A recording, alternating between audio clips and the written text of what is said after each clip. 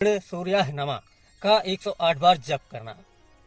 सूर्य के 12 नामों का स्मरण मित्र, रवि, सूर्य, भानु, खग, पूषा, हिरण्यगर्भ, मरीचि, आदित्य, सविता, अर्क, भास्कर। यह मंत्र केवल आध्यात्मिक ही नहीं बल्कि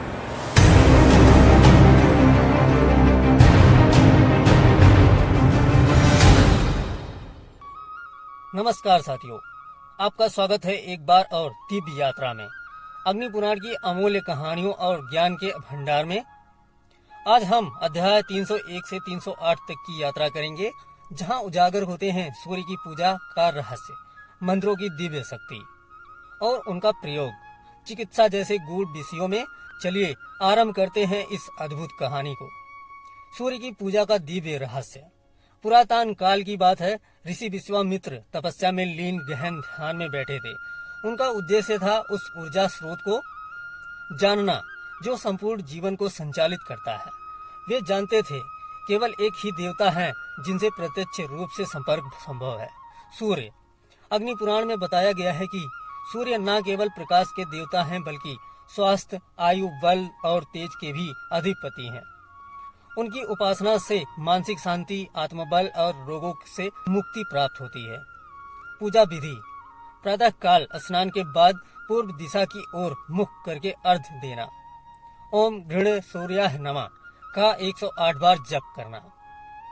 सूर्य के 12 नामों का स्मरण मित्र, रवि, सूर्य, भानु, खग, पूषा, हिरण्यगर्भ, मरीचि, आदित्य, सविता, अर्क, भास्कर।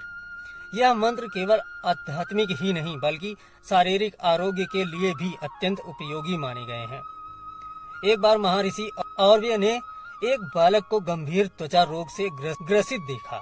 वे बोले, तू केवल सूर्य का ध्यान कर और प्रतिदिन आदित्य हृदय स्रोत का पाठ कर। सूर्य की किरणें तेरे रक्त को शुद्ध करेंगी। वास्तव में कुछ ही दिनों में बालक पूर्णतः स्वस्थ हो गया। मंत्रों की शक्ति और उनका विज्ञान। मंत्र अग्नि पुराण के अनुसार शब्द नहीं, कंपन, वाइब्रेशन है। हर बीज मंत्र, हर अक्षर ब्रह्मांडीय ऊर्जा से जुड़ा हुआ है। इनका सही उच्चारण रोगों से मुक्ति, मानसिक शुद्धता और चमत्कारी परिणामों तक ले जा सकता है। मंत्रों की श्रेणियां। बीज मंत्र जैसे हींग, क्लीं, श्रीं। देवता विशेष मंत्र ओम नमः शिवाय, विष्णुवे नमः। चिकित्सात्मक मंत्र जैसे महामृत्युंजय मंत्र, त्र्यंबक यजामहे। एक प्रसंग। एक बार एक राजा के पुत्र को कोई ऐसा रोग लग गया जिसे वैद्य ना समझ सके। ऋषि वशिष्ठ ने कहा, यह रोग बाहरी नहीं, अंदर के दोषों से उत्पन्न है। केवल महामृत्युंजय मंत्र से इसका उपचार संभव है। 21 दिनों तक निरंतर जप हुआ। त्रिकाल संध्या में परिणाम चमत्कारी रहा। न केवल राजकुमार स्वस्थ हुआ बल्कि उसका मन स्थिर और तेजस्वी हो गया। मंत्रों का वैज्ञानिक पहलू। जब कोई मंत्र सही उच्चारण से बोला जाता है तो यह नाड़ी तंत्र, नर्वस सिस्टम पर असर डालता है। यह कंपन मस्तिष्क में सकारात्मक हार्मोनों का स्वाद करता है। विशेषता, ओम का उच्चारण पिट्यूटरी ग्रंथि को सक्रिय करता है, जिससे रोग प्रतिरोधक क्षमता बढ़ती है। चिकित्सा में मंत्रों का प्रयोग। अग्नि पुराण की यह विशेषता रही है कि इसमें वैदिक और अध्यात्म का अद्भुत समन्वय मिलता है। यहाँ कुछ ऐसे प्रयोग बताए गए हैं जिनमें मंत्रों को औषधि की तरह उपयोग में लाया गया।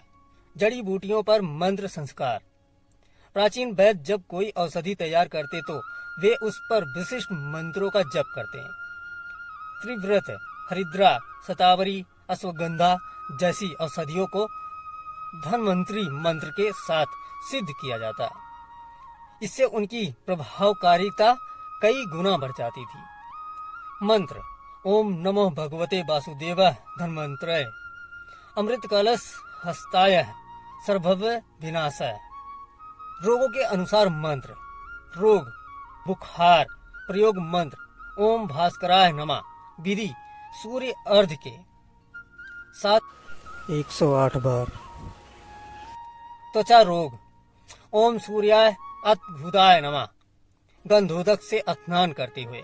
मानसिक रोग ओम ह्रीं क्लीं चामुंडाय निश्चय दीप प्रज्वलन के साथ। एक बार अयोध्या में एक वृद्ध महिला थी, पीड़ा से तड़पती, कोई औषधि काम न आई। एक साधु ने उसे कहा, तू बस हर रोज 21 बार महामृत्युंजय मंत्र का जप कर।